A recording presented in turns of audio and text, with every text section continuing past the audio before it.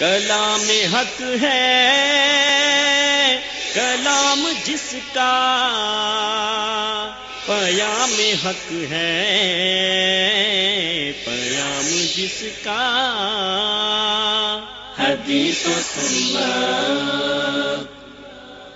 بسم اللہ الرحمن الرحیم۔ پروگرام حدیث و سنت میں آپ کا میزبان سید محمد علی حاضر خدمت ہے۔ ناظرین محترم، آج کی نشست میں ہم قرآن اور حدیث کے باہمی تعلق پہ گفتگو کریں گے۔ قرآن مجید اللہ کی طرف سے نازل شدہ کتاب ہدایت ہے، اور حدیث جناب رسول اللہ صلی اللہ علیہ وسلم کی وہ تشریحات اور آپ کی وہ توضیحات ہیں جو آپ نے قرآن مجید کی روشنی میں اور اس کی وضاحت کے لیے، اس کے اجمال کی تفصیل کے لیے مختلف مواقع پہ صحابہ کے سامنے قولی یا عملی طور پہ پیش کی ہیں۔ یہ بہت ہی اہم موضوع ہے، اس کے بہت سے اہم پہلو ہیں جن پہ انشاءاللہ روشنی ڈالی جائے گی۔ آج بھی ہمارے ساتھ اسٹوڈیوز میں موجود ہیں حدیث اور قرآن مجید کے علوم پر ماہرانہ دسترس رکھنے والے فضیلت الشیخ حافظ عبدالحمید اظہر حافظہ اللہ۔ حافظ صاحب، قرآن مجید میں اللہ تبارک اسمہ و تعالیٰ کے ارشاد گرامی ہے، الیوم اکملت لکم دینکم واتممت علیکم نعمتی ورضیت لکم الاسلام دینا۔ تو یہ آیت کا سیاق یا یہ کہ اس پہ بالبداہت اگر غور کیا جائے تو لگتا ہے کہ قرآن مجید کے نزول کے ساتھ ہی دین مکمل ہو گیا، جیسا کہ آیت میں کہا گیا کہ ہم نے دین کو مکمل کر دیا اور نعمت اپنی تمام کر دی۔ تو کیا اس سے یہ سمجھا جائے، جیسا کہ آپ گزشتہ نشستوں میں بھی کہتے رہے، کہ حدیث بھی واجب الاتباع اور قابل اتباع ہے، تو قرآن پہ اگر دین مکمل ہو گیا تو حدیث کی کیا ضرورت ہے؟ قرآن ہی ہمارے لیے کافی نہیں ہونا چاہیے اتباع کے حوالے سے؟ اس پہ ذرا بتائیے گا۔ بسم اللہ والصلاة والسلام علی رسول اللہ وبعد۔ بات یہ ہے کہ قرآن اور سنت، یا قرآن اور سنت اور حدیث جسے ہم کہتے ہیں، ان کا آپس میں ایسا تعلق ہے کہ ان کو ایک کو دوسرے سے الگ نہیں کیا جا سکتا، اس لیے کہ ہر اعتبار سے یہ دوسرے سے منسلک ہے۔ مثلا اگر ہم یہ سوچیں کہ قرآن ثابت کیسے ہوتا ہے، تو وہ حضرت محمد رسول اللہ صلی اللہ علیہ وسلم بتائیں گے نا کہ مجھ پر یہ نازل ہوا، تو پھر وہ قرآن بنے گا نا۔ انزلت علیہ سورہ البارحہ، مجھ پر آج رات ایک سورت نازل ہوئی جو مجھے سرخ اونٹوں سے زیادہ پسند ہے۔ تو قرآن بنتا ہے نبی اکرم صلی اللہ علیہ وسلم کی خبر دینے سے۔ ہم پہلے بھی ذکر کر چکے ہیں کہ کوئی کتاب تنہا براہ راست کسی بھی امت کی طرف نازل نہیں ہوئی، بلکہ ہر کتاب رسول پر نازل ہوئی۔ تو قرآن حضرت محمد الرسول اللہ صلی اللہ علیہ وآلہ وسلم پر نازل ہوا، تو آپ کا فرمان کہ یہ قرآن ہے، یہ اسی سے وہ قرآن بنے گا۔ اور پھر دوسری طرف یہ دیکھیں کہ قرآن نے حکم دیا کتنے مقامات پر کہ قرآن جس طرح اپنی اطاعت کا حکم دیتا ہے اور یہ بتاتا ہے کہ میں اللہ کا کلام ہوں اور اس کی اطاعت تم پر واجب ہے، یا ایھا الذین آمنوا اطیعوا اللہ واطیعوا الرسول واولی الامر منکم، کہ اللہ کی اطاعت سے مراد کتاب اللہ کی اطاعت ہے، اور رسول اللہ صلی اللہ علیہ وسلم کی اطاعت سے مراد آپ کے فرامین کی اطاعت ہے۔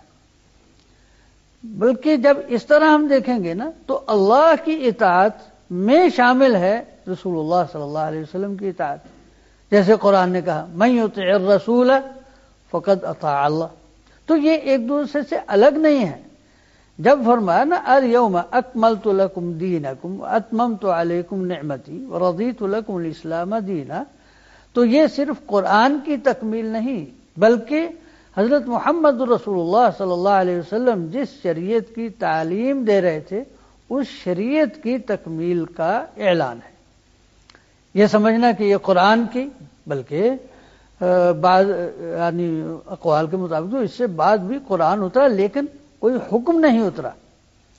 ان آیات کے بعد حکم کوئی نازل نہیں ہوا. اسی طرح اس کے بعد احادیث میں بھی کوئی حکم نیا جاری نہیں ہوا، سب کے سب اس یعنی آیہ کریمہ کے نازل ہونے سے پہلے سب کچھ مکمل ہو چکا تھا. حافظ صاحب یہ بات تو چلیے یہاں ٹھیک ہے، لیکن قرآن مجید تو ایسی کتاب ہے جو اپنے بارے میں یہ دعویٰ بھی کر رہی ہے تبیانا لکل شیء اور ما فرطنا فی الکتاب من شیء. تو پھر ہم کس طرح دیکھیں گے قرآن مجید نے تو کوئی کسر نہیں چھوڑی دین کے بیان میں، احکام کی وضاحت میں، تو پھر حدیث کی طرف آخر کیوں رجوع؟ نہیں، بات ان آیات کا محل کیا ہوگا کہ تبیانا لکل شیء؟ تبیانا لکل شیء وہ اسی لیے بنی کہ کیا اس نے یعنی قرآن حکیم نے کیا رسول اللہ صلی اللہ علیہ وسلم کی اطاعت کی تلقین نہیں کی؟ انہیں بتا دیا لقد کان لکم فی رسول اللہ اسوۃ حسنہ، یہ اسی قرآن کی آیت ہے. وانزلنا الیک الکتاب لتبین للناس ما نزل الیہم، قرآن ہی کی آیت ہے کہ آپ پر ہم نے اس لیے نازل کیا کہ آپ لوگوں کے سامنے کھول کر اسے بیان کر دیں. یہ قرآن کا ہی بیان ہے. جی جی. تو قرآن جیسے خود اپنی تفسیر بھی بیان کر رہا ہے، تو اپنی تفسیر کا جو یعنی ایک اہم ذریعہ ہے یعنی رسول اللہ صلی اللہ علیہ وسلم کی ذات اور آپ کے اعمال، آپ کے فرامین، ان کی طرف بھی یعنی تنصیص کے ساتھ، صراحت کے ساتھ، پوری وضاحت کے ساتھ اس کی طرف بھی اشارہ ہی نہیں کر رہا بلکہ اس کا حوالہ دے رہا ہے، بہتر لوگوں کو اس کی طرف رجوع کرنے کی تلقین کر رہا ہے کہ ہم نے جو کچھ تمہیں احکام دیے اس میں اگر تم نے نمونہ دیکھنا ہے تو محمد صلی اللہ علیہ وسلم ہے. حافظ صاحب تبیانا لکل شیء کے حوالے سے تو ایک عمدہ وضاحت آپ نے فرمائی ہے. قرآن مجید نے ایک دوسرے مقام پہ اپنی زبان کے حوالے سے جو لفظ ہیں وہ یہ استعمال کیے بلسان عربی مبین. قرآن مجید ایک کھلی ہوئی ایک بہت واضح عربی زبان میں اتارا گیا ہے. تو اتنی واضح زبان جو اپنے مدعا کے اظہار کے لیے اپنے دامن میں بہت زیادہ الفاظ کی وسعت اور تنوع رکھتی ہے، اور پھر قرآن مجید جیسی فصاحت اور بلاغت والی اس کی ترکیب اور اس کا امتزاج، تو اس کے بعد پھر کیا ضرورت ہے کہ ہم اس کی دلالتوں کے لیے حدیث سے جو ہے وہ مدد لیتے رہیں؟ ہم براہ راست قرآن کی عربی مبین ہی کا سہارا لیتے ہوئے محض لغت کی روشنی میں اور ادب کے استعمالات کی روشنی میں اس کی تفسیر اور تشریح کو کافی سمجھیں، اور حدیث کو اس کے اندر اس کی تشریح میں بنیادی حیثیت نہ دیں، تو کیا یہ صحیح رویہ ہوگا یا اس پر بھی ملاحظات ہوں گے علم کی روشنی میں؟ قرآن حکیم نے ایک سے زیادہ مقامات پر یہ تصریح کی ہے کہ قرآن عربی زبان میں، انا جعلناہ قرآنا عربیا لعلکم تعقلون، کہ ہم نے اسے عربی زبان میں نازل کیا ہے تاکہ تم سمجھو. اور اس کی حکمت بھی یہ بیان فرمائی کہ اگر ہم نے کسی اور زبان میں اتارا ہوتا تو کہتے اعجمی و عربی، کہ مخاطب کوئی اور ہے اور کلام عجمی ہے. تو اور سورہ مریم میں فرمایا کہ ہم نے اسے بلسانی کا، کہ اے محمد صلی اللہ علیہ وسلم تمہاری زبان میں اتارا ہے. تو یہ تو اور بلسان عربی مبین بھی فرمایا سورہ شعراء میں. تو قرآن حکیم عربی زبان میں نازل ہوا، اس میں تو کوئی شک ہے نہیں. لیکن یہ بات بھی سمجھنے کی ہے کہ کیا کسی بھی کتاب کو سمجھنے کے لیے صرف وہ زبان کافی ہوتی ہے جس میں وہ نازل ہوئی، یا پھر اس کے ساتھ ساتھ کچھ اور چیزیں بھی لازم ہوتی ہیں؟ طب کی کوئی بھی کتاب پڑھنا شروع کر دیں کہ آپ اور اس کو آپ انگریزی ڈکشنری کی مدد سے سمجھنا شروع کر دیں تو پھر کیا حال ہوگا؟ ظاہر اصطلاحات تو قابل فہم نہیں رہیں گی. تو ہر ایک کی ایک اپنی اصطلاح ہے. تو قرآن حکیم کے بھی اپنے استعمالات ہیں، اور اس نے مثلا الفاظ میں تبدیلی کی اور اسے ایک نئے رنگ میں، جیسے ایمان، مثلا ایمان قرآن حکیم نے خود فرمایا ما كنت تدری ما الكتاب ولا الایمان ولكن جعلناه نورا نهدي به من نشاء من عبادنا وانك لتهدي الى صراط مستقیم، کہ تمہیں پتہ نہیں تھا کہ کتاب کیا ہوتی ہے، تمہیں پتہ نہیں تھا کہ ایمان کیا ہوتا ہے، لیکن ہم نے اس وحی کو ایک نور بنا دیا جس کے ذریعے سے ہم اپنے بندوں میں سے جسے چاہتے ہیں ہدایت عطا کرتے ہیں، اور اب اس ہدایت اور نور اور وحی کی بدولت اب تمہارا یہ مقام ہو گیا ہے کہ انک لتہدی الی صراط مستقیم، کہ آپ سیدھی راہ کی طرف رہنمائی تمام انسانیت ہی کی نہیں، وما ارسلناک الا رحمۃ للعالمین، تمام عالموں کی آپ رہنمائی فرماتے ہیں۔ تو یہ صرف زبان اگرچہ اس میں ایک بنیادی کردار ادا کرتی ہے، لیکن زبان ہی سب کچھ نہیں ہوتی، کہ قرآن حکیم نے الفاظ کو ایک نیا سانچہ دیا ہے، اس میں بھی تو کوئی شک نہیں ہونا چاہیے۔ جیسے صوم کا لفظ ہے، جی عربی زبان میں استعمال ہوا، جی کہ خیل سیامن واخری غیر صائمۃ، کہ کچھ گھوڑے ہیں جو روزے دار ہیں اور کچھ ایسے بھی ہیں جو جن کا روزہ نہیں ہے۔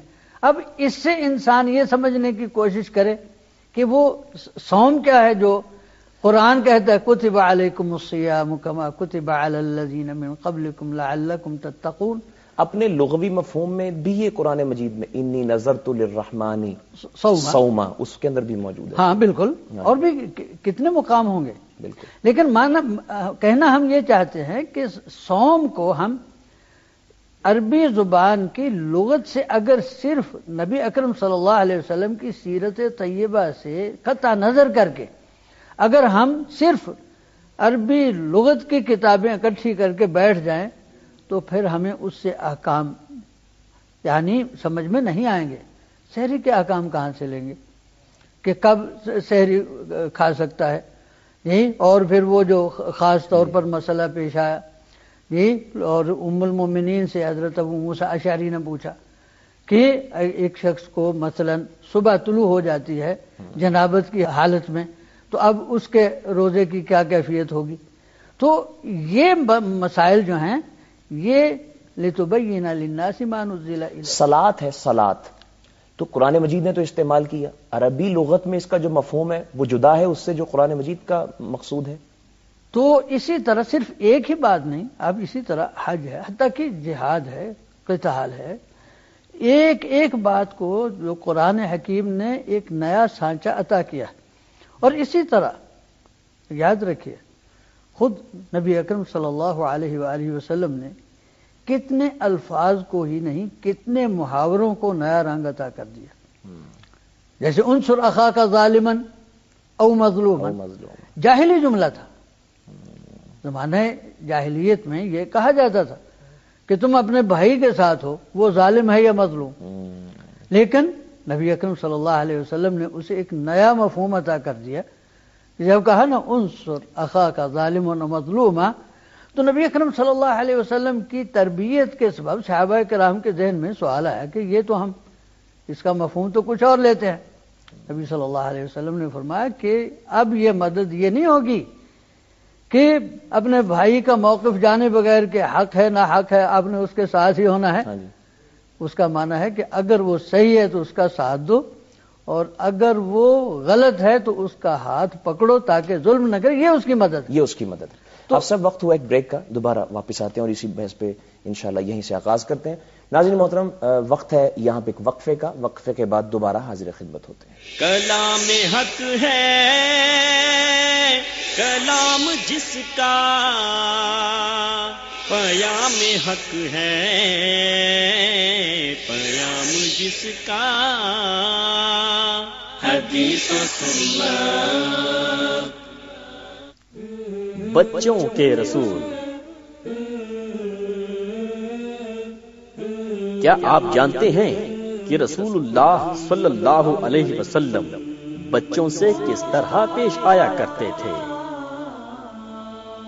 حضرت انس رضی اللہ عنہ بیان کرتے ہیں کہ رسول اللہ صلی اللہ علیہ وسلم بچوں پر بہت شفقت فرمایا کرتے تھے۔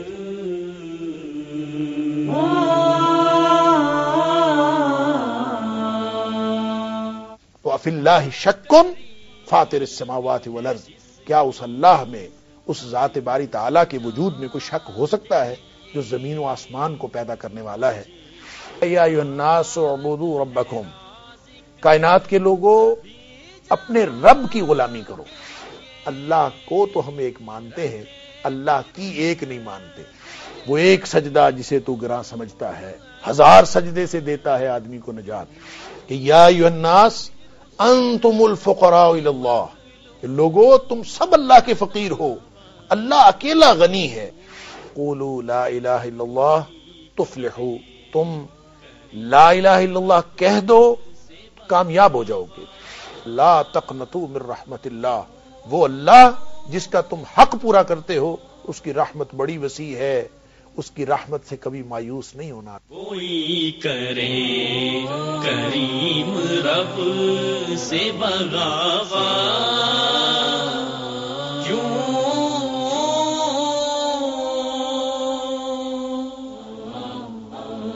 خالق حقیقی کا حقیقی تعارف اور توحید کے مختلف پہلوؤں سے آگاہی حاصل کرنے کے لیے دیکھیے پروگرام کریم رب سے بغاوت کیوں، ہر سوموار کو پاکستان میں رات 8:30 بجے، UAE میں رات 7:30 بجے اور سعودی عرب میں شام 6:30 بجے، صرف پیغام ٹی وی پر۔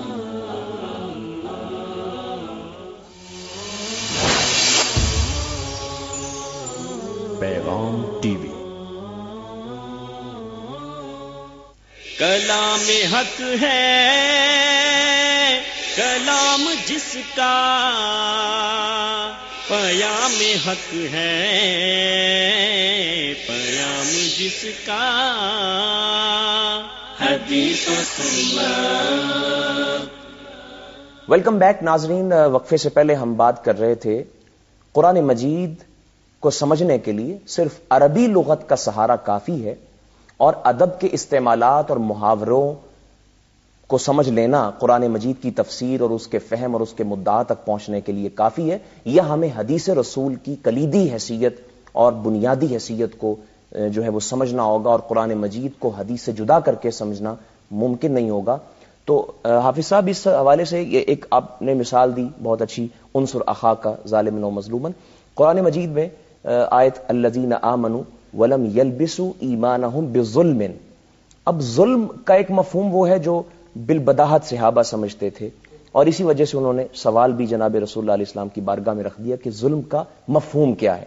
یعنی اگر محض عربی لغت کافی ہوتی تو صحابہ خود بھی عربی زبان بولتے اور سمجھتے اور اس کے محاوروں سے بخوبی واقف تھے، تو اس کا وہ سوال کرتے ہیں تو جناب رسول اللہ علیہ السلام اس کی تشریح میرا خیال ہے لغت سے ذرا مختلف فرماتے ہیں، تو اس موقع پر آپ نے کیا ہدایت فرمائی صحابہ کو؟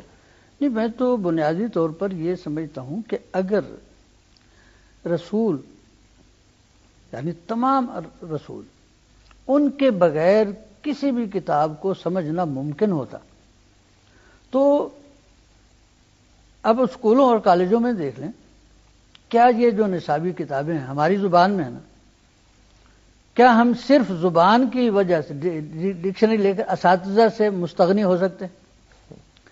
حتیٰ کہ بڑی سے بڑی ڈگری دے کر بھی ڈاکٹر کو ہم اتنے برس پڑھا کر بھی پھر کہتے ہیں کہ اتنے سال تم نے ہاؤس جاب کرنا ہے کسی نہ کسی ڈاکٹر کے ماتحت ہو کر۔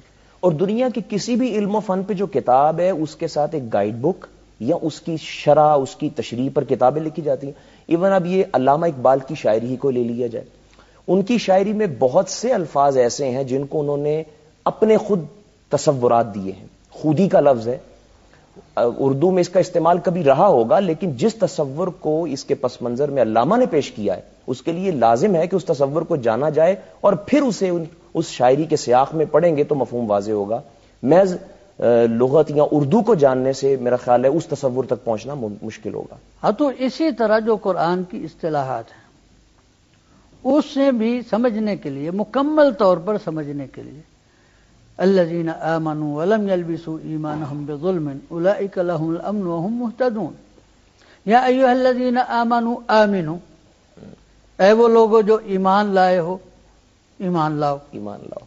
تو یہ نبی اکرم صلی اللہ علیہ وآلہ وسلم نے ہمیں بتایا الایمان بضع وستون شعبہ اعلاها لا الہ الا اللہ وادناها اماطۃ الاذى عن الطریق. یہ چیز کوئی ہمیں لغت کی کتاب نہیں بتا سکتی.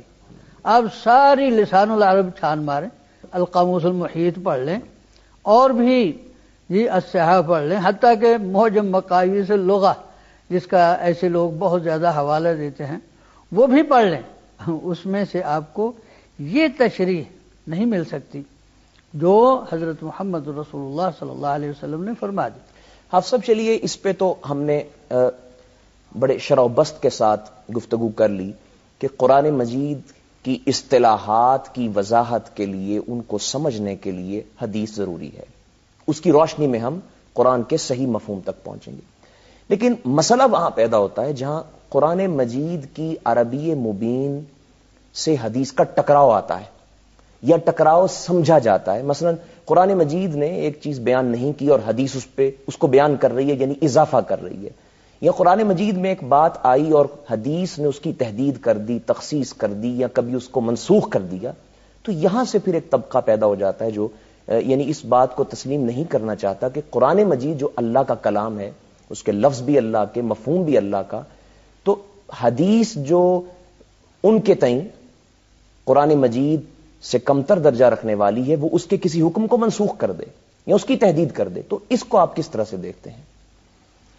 بات یہاں الٹ ہو گئی کہ ایک طرف یہ لوگ کہتے ہیں کہ قرآن عربی میں اترا، اور جب اس طرح کی بات آتی ہے تو پھر عربی اسالیب کو نظر انداز کر دیتے ہیں.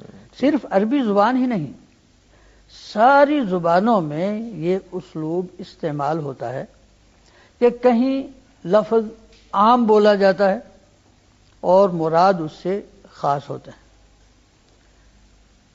یہ ہر زبان میں ہوگا کہ مثلا اگر کسی ادارے کا سربراہ، اسکول کا مثلا پرنسپل ہے، وہ اپنے یعنی قاصد کو کہتا ہے کہ بھئی سب کو بلا کر لاؤ، تو اب یہ سب میں ساری دنیا تو نہیں آتی، وہ یعنی لفظ تو اس نے یہ بول دیا. تو اسی طرح کچھ ایسی چیزیں ہوتی ہیں جس کی جب ایک لفظ بولا جاتا ہے عام، تو کیا وہ اپنے عموم پر ہے یا وہ اپنے اس میں کچھ تخصیص پائی جاتی ہے؟ کبھی عقل اس کی تعین کر دیتی ہے. جی جیسے قرآن حکیم نے فرمایا تدمر کل شیء اتت علیہ الا جعلتہ کالرمیم، سورہ ذاریات ہے کہ وہ جو ہوا ہم نے بھیجی تھی قوم عاد پر، تدمر کل شیء، وہ ہر چیز کو تہس نہس کر رہی تھی. حالانکہ ان کے مکانات تو اب بھی موجود ہیں. جی وہ خود قرآن ہی نے کہا بالکل تلک مساکنہم لم تسکن من بعد، کہ یہ دیکھ لو ان کے مکانات. تو وہ اب کل شیء وہ کیا ہوگی؟ اسی طرح وہ ملکہ بلقیس، وہ جو ملکہ سبا، اس کے بارے میں اوتیت من کل شیء، من کل شیء. حضرت داؤد علیہ السلام نے جو کہا ایھا الناس اوتینا من کل شیء، من کل شیء، ہمیں ہر چیز عطا کر دی گئی.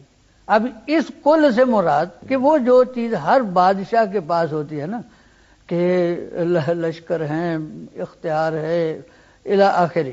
جی تو جب ایک لفظ عام بولا جاتا ہے نا تو ضروری نہیں ہوتا ہر جگہ پر عام ہو. ان اللہ علی کل شیء قدیر، اب اس میں عام ہوگا. خالق کل شیء، اس میں عام ہوگا. لیکن بعض مقامات پر عقل تعین کر دیتی ہے. اسی طرح بسا اوقات نبی اکرم صلی اللہ علیہ وسلم بیان کرتے ہیں کہ اس عام سے مراد کیا خاص ہے. اور اسی طرح اس کے برعکس بھی ہوتا ہے، کبھی خاص لفظ بول کر لفظ معنی اس کا عام ہوتا ہے. جیسے یعنی بس اوقات مخاطب ایک ہوتا ہے لیکن وہ پیغام وہ سب کو دیا جا رہا ہوتا ہے. یا ایھا الرسول قل ازواجک و بناتک و نساء المؤمنین یدنین علیہن من جلابیبہن. اب یہ بظاہر تو مخاطب ہیں حضرت محمد رسول اللہ صلی اللہ علیہ وسلم، اور انہیں کہا جا رہا ہے کہ اپنے ان کو کہہ دیں. تو اب کیا یہ خطاب جو ہے صرف انہی لوگوں کے لیے خاص رہے گا؟ ظاہر ہے کہ اس سے مراد تو کئی جگہ پر عموم ہوتا ہے. تو یہ جو بیان ہے، جس طرح ہم بس اوقات اپنی عقل اپنے فہم پر اعتماد کرتے ہیں، تو کیا حضرت محمد رسول اللہ صلی اللہ علیہ وسلم کا فہم ہمارے فہم سے کہ جن پر قرآن نازل ہوا، یہ ہے بات سمجھنے کی کہ جن پر قرآن نازل ہوا ان کا فہم ہم یہ سمجھیں کہ یہ آیت عام ہے یا یہ لفظ عام ہے یا یہ لفظ خاص ہے، کیا ہمیں زیادہ سمجھ آئے گی یا اس پر جن کے قلب اطہر پر قرآن نازل ہوا؟ اور جبکہ قرآن نبی اکرم صلی اللہ علیہ وسلم کا منصب یہ بتاتا ہے کہ یتلو علیہم آیاتنا، کہ ان پر ہماری آیتیں پڑھتا ہے، وَيُعَلِّمُهُمُ الْكِتَابَ، اور انہیں قرآن کی کتاب کی تعلیم دیتا ہے. یہ تعلیم کیا ہے؟ اور والحکمہ، اور حکمت کیا ہے؟ تو یعنی جاننا چاہیے کہ قرآن کی تعلیم دونوں طرح سے، اس کو پڑھنا بھی سکھاتا ہے. القراءۃ سنۃ متبعہ، ہم ایسے نہیں پڑھ سکتے جیسے، بلکہ یہ جیسے نازل ہوا اسی طرح پڑھیں گے. اب اس کی تفصیل تو قراء حضرات بتا سکتے ہیں جی، کہ جتنے امکانات ہیں کسی کلمے کے پڑھنے کے، وہ سب کے سب ہم نہیں پڑھ سکتے. جو نبی اکرم صلی اللہ علیہ وسلم کی زبان مبارک سے جس طرح کوئی کلمہ سنا گیا اسی طرح اسے پڑھا جائے گا، اسی طرح اسے لکھا جائے گا. حافظ صاحب، اصل میں یہ ہے کہ دیکھیے قرآن مجید کے بیانات کی تفصیل اور اس کے فہم کی وضاحت حدیث کر دے، اس پہ تو کوئی میرا خیال ہے سوال پیدا نہیں ہونا چاہیے اس ساری گفتگو کے پس منظر میں جو آپ نے دلائل و براہین کی روشنی میں کر دی ہے. لیکن بسا اوقات یہ ہوتا ہے، ہم دیکھتے ہیں قرآن مجید کا مطالعہ کرتے ہوئے کہ وہ کسی مسئلے کی جزیات بھی پیش کر رہا ہوتا ہے، اور ان جزیات اور آخری درجے کی تفصیلات میں بھی بعض چیزوں کو وہ چھوڑ دیتا ہے. یہ میں اس لیے کہہ رہا ہوں کیونکہ حدیث نے پھر بتایا کہ یہاں پر یہ بھی ہونا چاہیے تھا. مثال کے طور پہ حرام رشتوں کا تذکرہ قرآن مجید نے کیا، اس میں ماں کا تذکرہ، بہن کا تذکرہ اور بہت سارے رشتے گنانے کے بعد صرف آخر میں چھوڑ دیا تو ایک دو رشتوں کو چھوڑ دیا. یعنی مثال کے طور پہ کسی آدمی کے لیے خالہ اور بھانجی کو اپنے نکاح میں اکٹھا رکھنا، پھوپھی اور بھتیجی کو رکھنا، تو اس میں کوئی خاص حکمت کار فرما ہوتی ہے یا حدیث کو اہمیت دینے کے لیے قرآن چھوڑ دیتا ہے؟ ہم یہ سمجھتے ہیں واللہ تعالی اعلم کہ یہ در حقیقت اسی آیت سے مفہوم ہوتا ہے. جیسے امام شافعی رحمہ اللہ نے کہا نا کہ کوئی بھی آپ حدیث لے آئیں، میں آپ کو بتا سکتا ہوں کہ یہ کس آیت سے مستنبت ہے یا کس سے ماخوذ ہے یا کس کی یہ تفسیر ہے یا کس پر یہ عمل ہے. قرآن حکیم نے ایک بہت بلیغ بات کہی کہ هل عسیتم ان تولیتم ان تفسدوا فی الارض وتقطعوا ارحامکم، کہ کیا ایسا ہوگا کہ تم اس حد کو پہنچ گئے کہ اگر زمین میں تمہیں اختیار مل جائے تو تم اس طرح تکبر کا شکار ہو جاؤ کہ قطع رحمی پر اتر آؤ. قرآن حکیم نے صلہ رحمی پر کس قدر یعنی زور دیا، حتیٰ کہ کفار بھی جانتے تھے کہ قرآن حکیم کی بنیادی تعلیمات میں سے اللہ کی عبادت کے ساتھ ساتھ صلہ رحمی کی ترغیب ہے. اور نبی اکرم صلی اللہ علیہ وسلم نے اس فرمان میں یہ بتا دیا کہ کس طرح بسا اوقات نکاح کے ایسے طریقے ہیں جن سے قطع رحمی کا دروازہ کھلتا ہے. یہی فرمایا نا اس کا سبب بھی بتا دیا. فرمایا کہ لا تنکح الصغرى علی الکبریٰ ولا الکبریٰ علی الصغریٰ.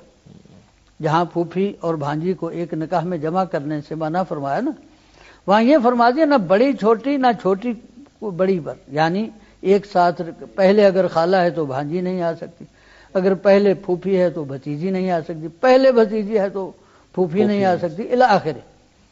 فرمایا اس لیے کہ ان فعلتم تقطعوا ارحامکم، اگر تم یہ کرو گے تو اس کا نتیجہ قطع رحمی پر یعنی جا پہنچے، اس کے نتیجے میں قطع رحمی ہوگی. تو ہم یہ بھی کہہ سکتے ہیں کہ وہ اس سلسلے کی بات نہیں ہے، بلکہ وہ مستقل طور پر ہم یہ کیوں نہیں کہہ دیتے کہ وہ جو قطع رحمی سے جو منع کیا گیا نبی اکرم صلی اللہ علیہ وسلم نے اس کی حد بتائی کہ یہاں تک ہمیں اس کا خیال رکھنا ہے. بہتر قرآن حکیم اس میں واضح ہے. تو وہ قرآن کا اپنا بیان ہے. یہ ہم ایک اور طریقے سے بھی بات کر سکتے ہیں کہ یہ دیکھ سکتے ہیں کہ قرآن اور سنت کے جو تعلق ہے اس کی نوعیت کیا ہے. یہ مستقل اس پر بات ہونی چاہیے. اب سب ظاہر ہے اس میں اگلی بحث یہ ہے کہ قرآن مجید حدیث کے ذریعے سے منسوخ اور اس کے مطلق کی تقیید اور اس کے اجمال کی تفسیر. خیر اس کی مزید مثالوں اور اس کی مزید ایلیبوریشن کی طرف ہم جاتے ہیں وقت ایک وقفے کا. ناظرین محترم، قرآن مجید کو سمجھنے کے لیے حدیث کی اہمیت کیا ہے اور قرآن و حدیث کا باہمی تعلق کیا ہے، اس پہ ہماری گفتگو جاری ہے. ہمارے ساتھ رہیے گا. وقت ہوا ایک بریک کا، بریک کے بعد دوبارہ حاضر ہوتے ہیں. کلام حق ہے کلام جس کا، پیام حق ہے پیام جس کا، حدیث و سنت. ہر سیاہ رات میں سورج ہے حدیثیں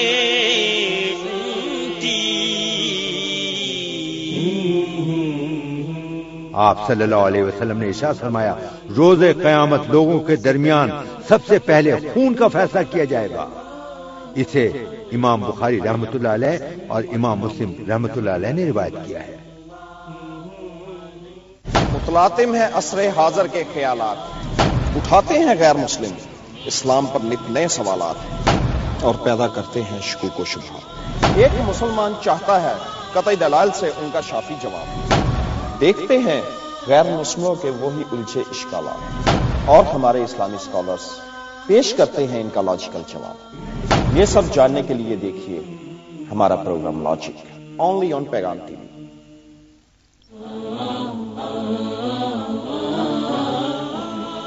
جدید ذہن کے شبہات کا حل اور اسلام پر غیر مسلموں کے اعتراضات کے مدلل جوابات جاننے کے لیے دیکھیے پروگرام لاجک ہر اتوار کو پاکستان میں رات 7:30 بجے، UAE میں شام 6:30 بجے اور سعودی عرب میں شام 5:30 بجے، صرف پیغام ٹی وی پر.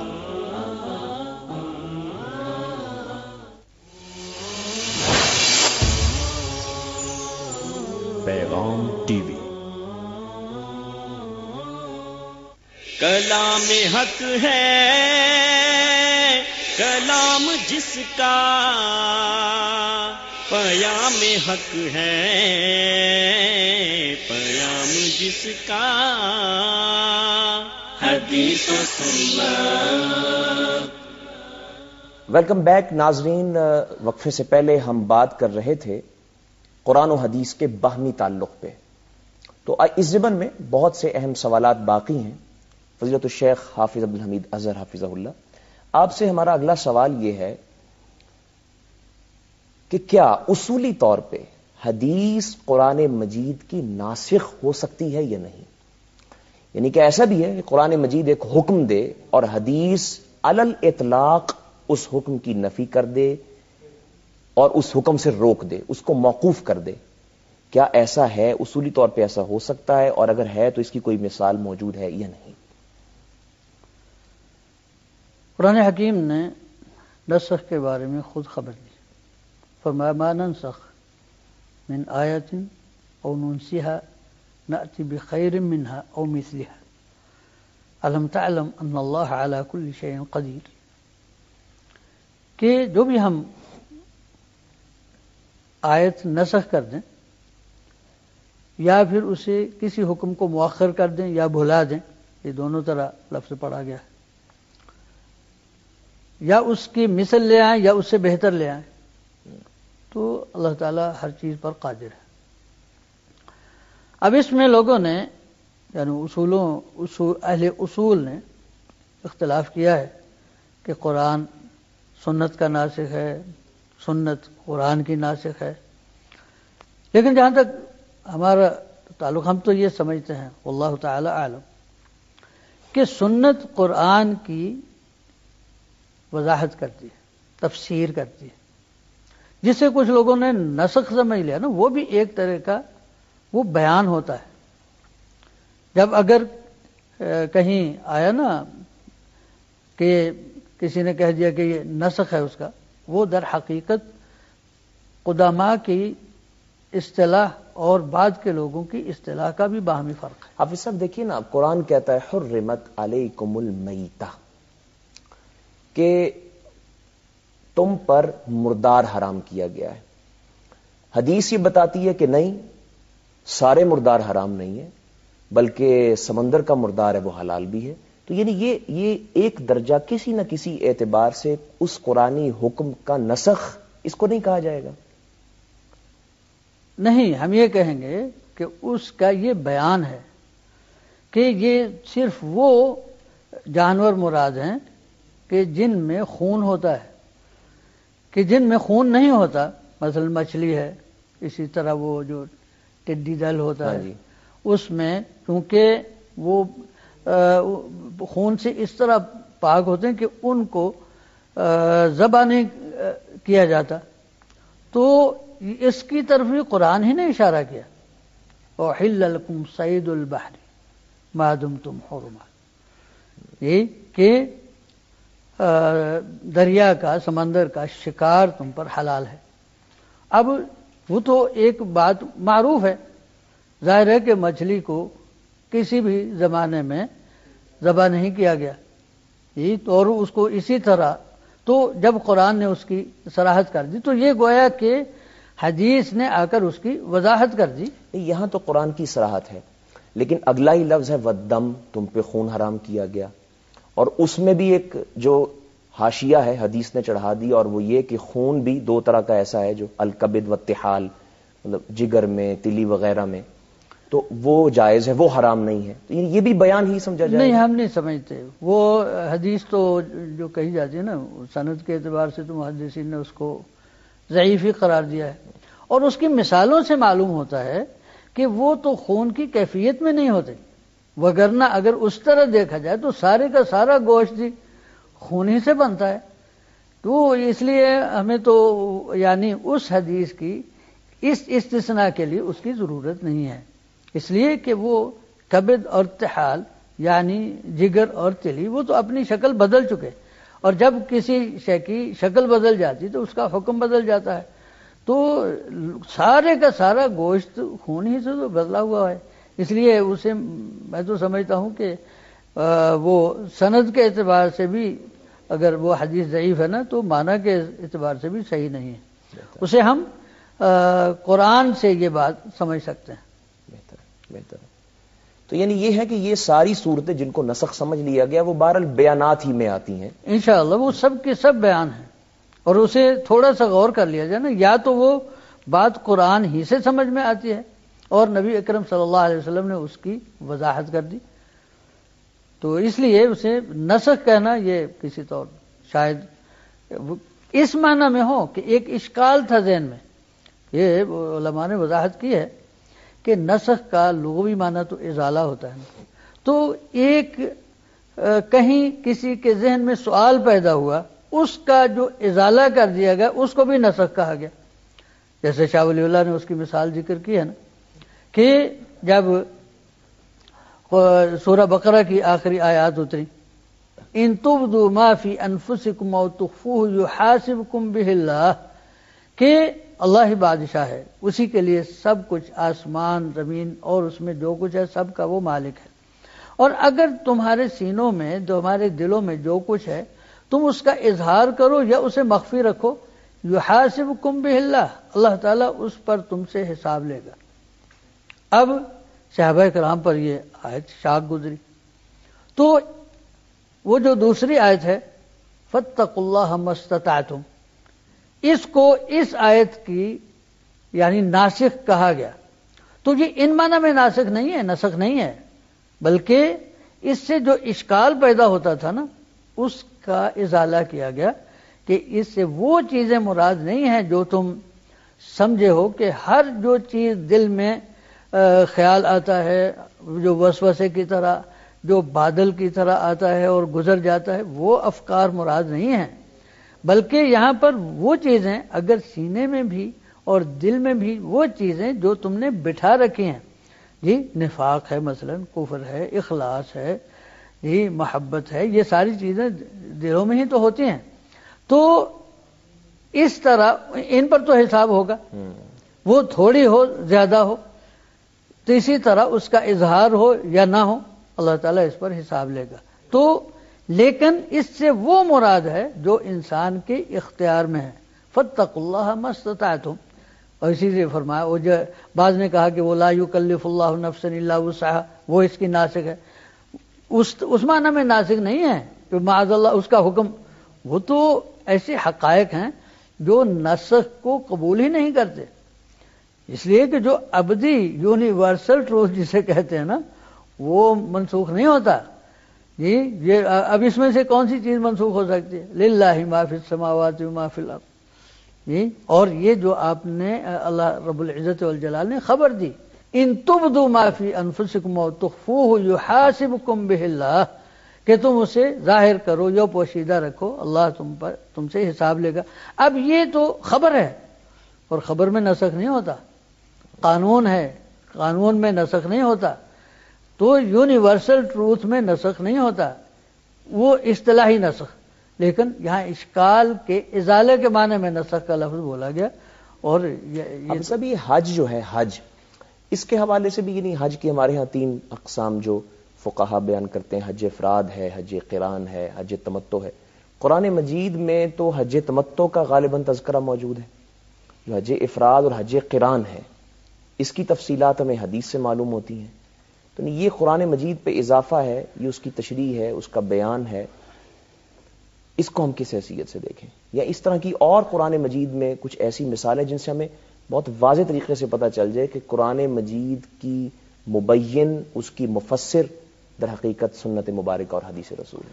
ہم تو یہی کہیں گے یہاں بھی کہ قرآن حکیم نے خود جو حج کا تذکرہ کیا اس میں 3 قسمیں مراد ہیں۔ اچھا، الحج اشہر معلومات، واتموا الحج والعمرۃ للہ فإن احصرتم فما استيسر من الحج، اور آگے چل کے فمن تمتع بالعمرۃ الی الحج فما استيسر من الحج، تو یہ جو تمتع ہے یہ دونوں قسموں کو شامل ہے، یعنی جسے عام اصطلاح میں تمتع کہا جاتا ہے، اور قران بھی اس اعتبار سے تمتع ہے کہ ایک ہی سفر میں دونوں منسک ادا کر لیے، تو قرآن نے تینوں کا ذکر کیا ہے۔ ہاں ہماری بات اس سے اور زیادہ یعنی پختہ ہوتی ہے اور اس کی تائید ہوتی ہے کہ سنت نے قرآن حکیم کی ان آیات کا ایسے یعنی واضح طور پر بیان کر دیا، اور یہی یعنی سنت کا منصب ہے کہ نبی اکرم صلی اللہ علیہ وسلم نے اس آیت کی وضاحت عملی طور پر کر دی۔